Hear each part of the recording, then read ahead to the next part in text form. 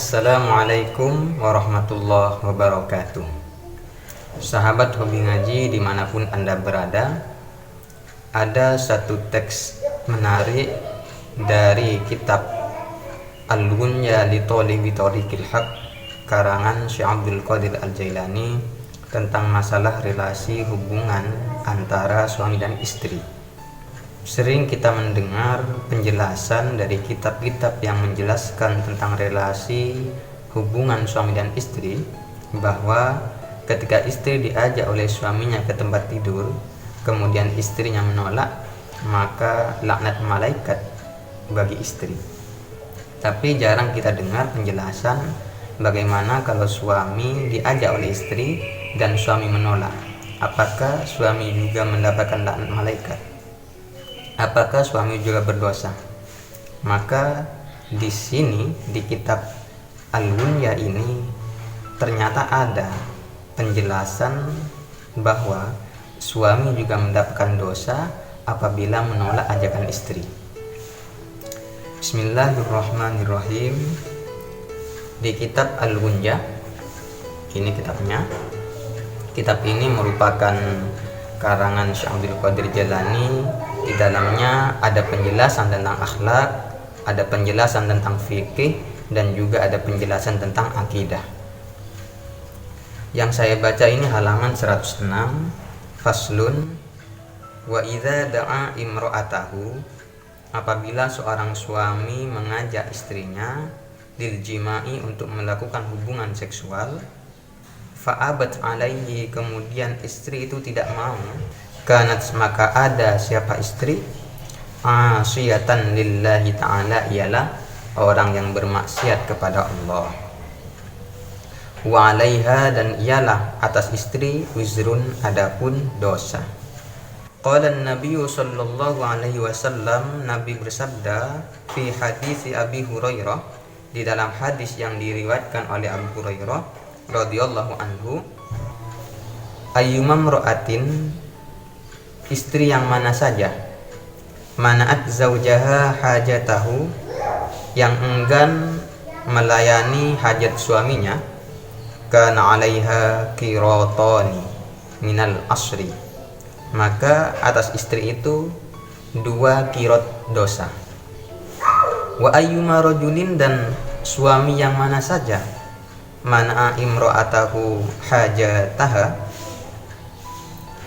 yang enggan memenuhi hajat istrinya, kana 'alaihi minal asri qiratun, maka dia itu memperoleh 1 qirat dosa.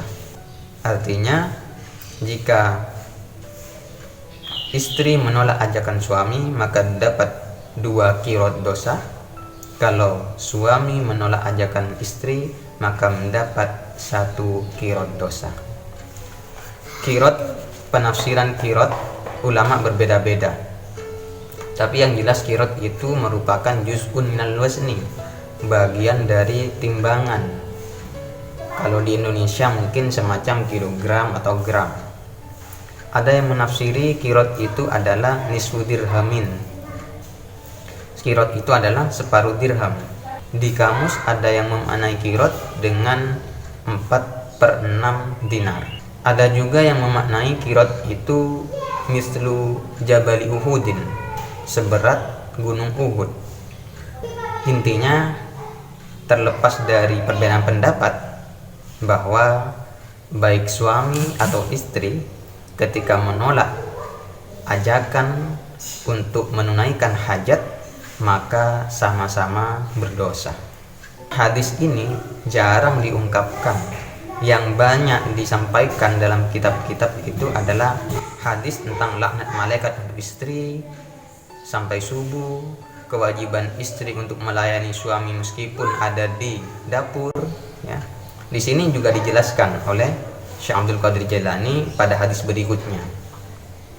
Wa fi ba'dil ahadithi qala sallallahu alaihi wasallam, dan di dalam sebagian hadis yang lain Nabi bersabda, idza da'a ar-rajulu zaujatahu, jika seorang suami memanggil istrinya lihajatihi, untuk menunaikan hajat suami, falta'tihi, hendaklah istri itu mendatangi suami. Wa in kanat, meskipun ada siapa istri, alat tanawuri, di dapur, meskipun istri ada di dapur sedang masak, kalau suami mengajak maka hendaklah datang. Wa rawa Abu Hurairah radhiyallahu anhu anin Nabi SAW annahu qala idza da'a ahadukum imra'atahu ila firashihi, jika salah satu di antara kalian memanggil istri kalian ke tempat tidur, falam ta'tihi, kemudian istri tidak mendatangi suami, fabata wadbana 'alaiha, lalu suami itu marah kepada istrinya, la'anatha al-malaikatu hatta tusbiha, maka malaikat akan melaknat istri hingga waktu pagi.